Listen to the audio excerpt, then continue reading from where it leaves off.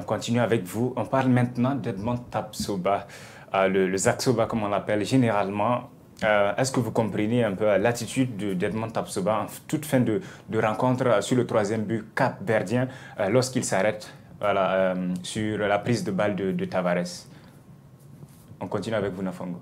Je pense que Edmond Tapsoba est le joueur le plus sûr de cette équipe nationale des étalons. C'est le joueur le plus... C'est un poids lourd. C'est toute une identité aujourd'hui à la défense. Quand Edmond Tapsoba est là, si tu as l'attaque, tu peux prendre des secondes avant de revenir parce que tu te dis que Tapsoba est là. C'est un très grand défenseur et ce qu'il a fait, il marchait complètement. On a vu, il a complètement abandonné. Il dit, ben, je sais pas. Moi, je pense que c'est un très mauvais message qu'il envoie parce que vu le statut, vu le rôle qui est le sien, c'est pas bien. C'est pas bien, surtout quand on prépare une CAN. Une CAN qu'on a l'ambition de gagner. Je pense que Edmond Tapsoba, c'est pas ce qui a pu, peut-être que, c'est vrai qu'avant qu'il ne fasse ça, on a vu, il était complètement abandonné. Hein. C'est Cédric Badono qui n'était plus là. C'était pratiquement un contre deux attaquants. Exact. Et puis son compère, là, comment il s'appelle? Dayo. Dayo également qui était complètement devenu attaquant. Je pense qu'il était énervé. Mais même si on est énervé, si on est Edmond Tapsoba, si on est défenseur central de l'équipe nationale du Burkina Faso, qui est ambitieux pour une CAN qui s'organise en Côte d'Ivoire, au pays voisin, on ne peut pas marcher et laisser un but et laisser son gardien prendre un but comme ça. Ok, pas de souci. Et vous, Lagoun, est-ce que vous comprenez cette attitude du défenseur burkinabé en toute fin de rencontre?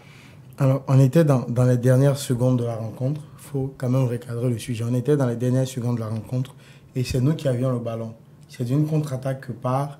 En ce moment, son compère de la défense, comme il a dit Dayo, c'est métamorphosé en attaquant pour l'occasion. Et donc, dans la contre-attaque, Edmond Tapsoba se retrouve pratiquement seul.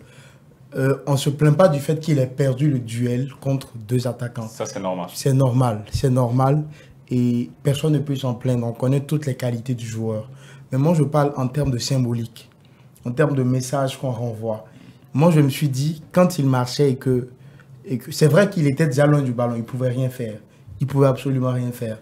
Mais on ne peut pas se permettre de marcher quand même. Quand on est dernier rempart avant le gardien et que l'adversaire est en train de courir vers le but, on ne peut pas se permettre de marcher.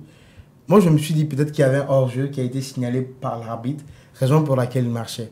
Et je vois en fait que le joueur capverdien part et puis marque. Donc pour moi, il aurait dû faire, juste pour la symbolique, en fait, il aurait dû courir. Au moins essayer de rattraper le joueur capverdien.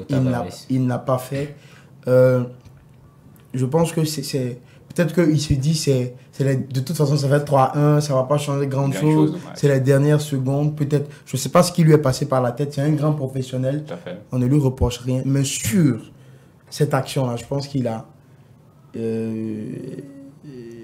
il aurait dû se battre jusqu'au bout, même si on sait que ça va être compliqué quand même. Il aurait dû faire quelque chose. Et c'est ce qu'on lui reproche symboliquement. Okay. Voilà.